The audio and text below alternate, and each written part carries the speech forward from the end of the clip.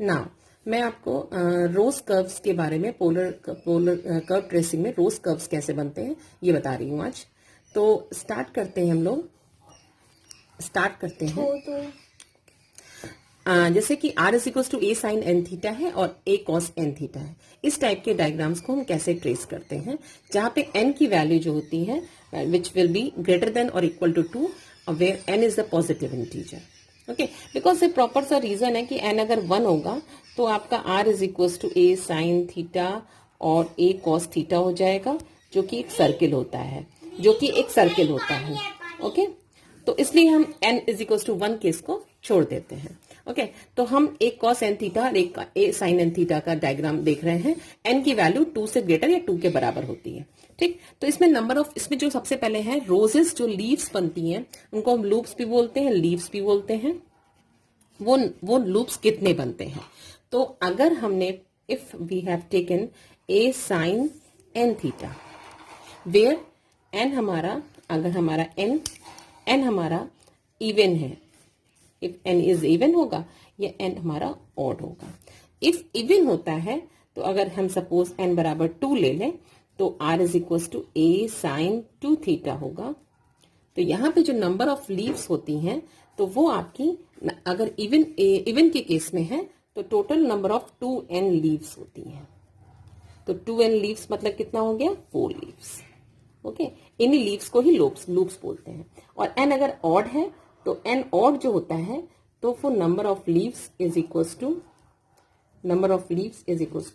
Total n के बराबर होता है। मतलब कि फर्क ये है कि अगर इवन होगा तो 2n के बराबर लीव्स होंगी और अगर ऑड होगा तो n के बराबर लीव्स होगी। ओके, नेक्स्ट होता है कि क्वाड्रेंट मतलब कि कितने क्वाड्रेंट पे हम नंबर ऑफ लूप्स को कितने डिवाइड करेंगे। तो ईच पार्ट जो होता है इसमें, हर part, each part is equals to pi by 2, क्योंकि पाई बाय 2 का फर्स्ट क्वाड्रेंट मानते हैं तो पाई बाय 2 अपॉन 2 हो जाएगा, विच will B pi upon 2n। Okay, तो जो भी n दिया हो तो इतने स्टार्टिंग जो लूप्स की होगी वो यहां से होगी। ठीक, now I am starting the trace the curve r is equal to a sine 3 theta. बाकी सब ट्रेसिंग ये उस वैसे ही होती है जैसे कि लास्ट हमने कर्व ट्रेसिंग पोलर कर्व्स की करते हैं।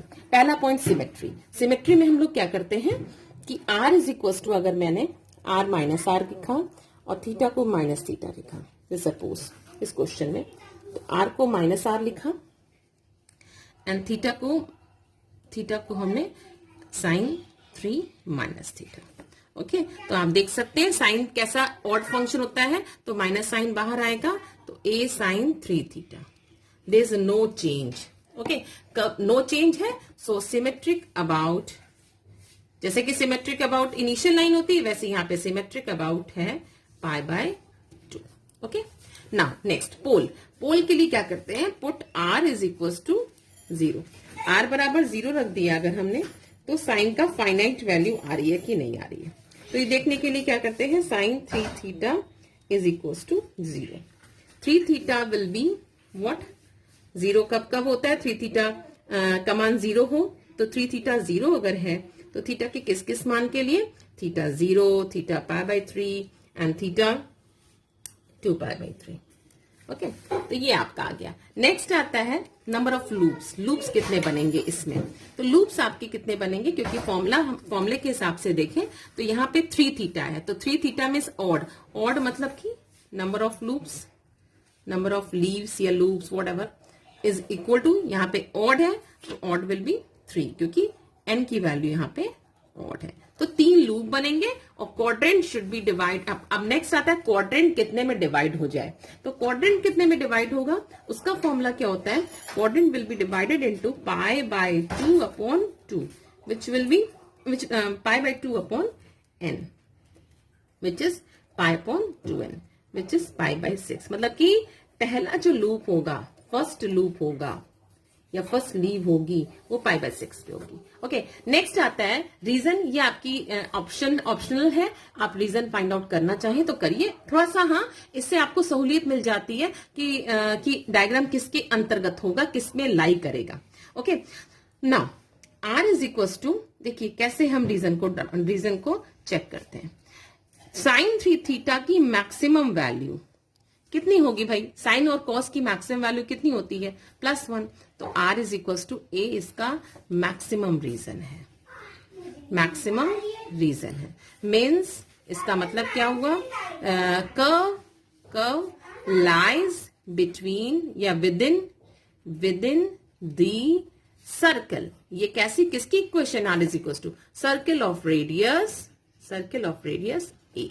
ओके, इतनी चीजें आपने इकट्ठा कर ली। अब फटाफट हम लोग डायग्राम ड्रॉ करने के लिए, सबसे पहले हमको डायग्राम ड्रॉ करने के लिए टेबल बनानी पड़ेगी। Table, that is the most important part. Okay, आपको पता है टेबल बनानी है तो आपको दिख रहा है कि π/6 से इसकी स्टार्टिंग हुई है। तो देयर सो मेनी पॉइंट्स अपने आप में, जितने देखिए पॉइंट ज्यादा ड्रॉ करेंगे, मेरा आपसे सजेशन है कि 2π तक जाया करिए, मीन्स 360 डिग्री तक। ओके, तो हम थीटा को स्टार्ट करेंगे, यहाँ आर की वैल्यू मिलेगी। सबसे पहले 0 पे देखा करिए, 0 पे वैल्यू, देन π/6 पे, वैसे ही बढ़ते जाइए। क्योंकि π/6 हमने फर्स्ट क्यों लिया? क्योंकि हमने फर्स्ट लीफ पता है π/6 पे बन रही है। π/6 तो 2π/6, 3π/6, 3π/6। हाँ, तो स्टार्ट मैंने कहां से किया? 0π/6, 2π/6 करते करते हमने इसको 12π/6 किया। क्यों? Which will be 2π। ये है क्या? 2π है। ठीक है, ऐसे ही आप भी टुकड़े कर लीजिएगा। ठीक है, अब 0 पे, अब थीटा बराबर 0 पे वैल्यू कितनी हो जाएगी? 0 हो जाएगा। π/6 पे कितनी हो जाएगी? π/6 पे इसकी वैल्यू a आ जाएगी। इसको आप चेक करके निकाल सकते हैं, मैंने इसको निकाला है।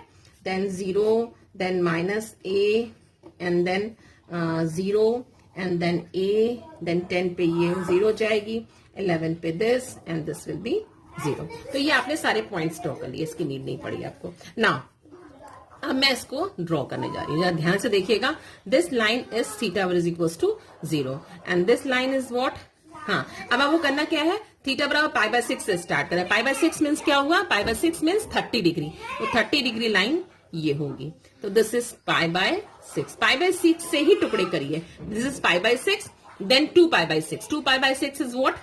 2π/6 इज π/3। तो π/3 लाइन हमारी ये होगी। Okay, this is 2π/6। Then 3π/6 automatically ये हो जाएगी आपकी π/2। ओके, देन 4π/6, 4π/6 लाइन ये होगी 4π/6। Then it is 5π/6 and it is a 6π/6 which is pi, 6π/6। okay, then it is 7π/6। बड़े इजीली आप देखिएगा क्वेश्चन को कर लेंगे। देखिए 9π/6 है ये, ठीक है। देन 9 के बाद 10, 11 एंड 12। देखिए 12π/6 है, 12π/6, तभी तो ये 2π की लाइन है। ओके, तो 9 and 10 and 11। Okay, I think there is no issue. Okay, now theta की 0 वैल्यू पे r का मान 0 है, थीटा π/6 पे a दे रहा है, इसका मतलब कि a और मैक्स। अब देखिए एक चीज और है, मैं इसका हमने यूज कर लीजिएगा। r is equal to a मतलब क्या हुआ? r is equal to a इस टाइप का एक सर्किल होगा। अब आपके जो लूप्स बनेंगे, जो आपका डायग्राम है कर्व ट्रेसिंग का, ये सर्किल क्या है? r is equal to a। इसी के अंदर होगा। ये रीजन फाइंड आउट करने का फायदा होता है, इसके बाहर नहीं कर्व जाएगा। ओके, नाउ ये हमने जो r बराबर a कर्व ड्रॉ किया, ये हमने रीजन ड्रॉ करी, इसमें कंफ्यूज मत होइएगा आप लोग। नाउ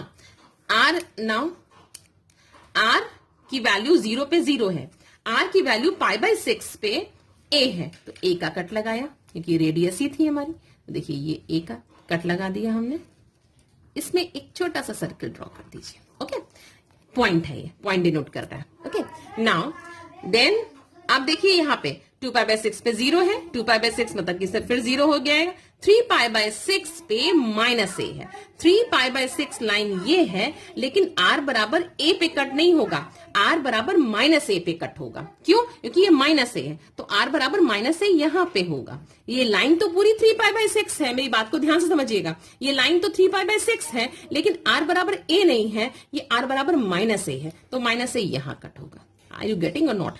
ओके, चलिए, मैं आशा रखती हूँ आप लोगों को समझ में आ रहा होगा। नेक्स्ट, फिर ये 0 हो गया, फिर 5π/6 पे ये a दे रहा है। 5π/6 मीन्स क्या हुआ? ये। ओके, जब आप लोग स्केल से करेंगे तो बड़ा इक्वली डिस्ट्रीब्यूट होगा। अब देखिए हमें 3 लूप्स मिल गए। अब लूप्स कैसे होते हैं? लीव्स की तरह से, like this and like this. So this is the 3 loops are there, okay, with equal distance. इसके अलावा डायग्राम इसका nothing, कुछ नहीं बन सकता. This is a perfect diagram. Okay, thank you.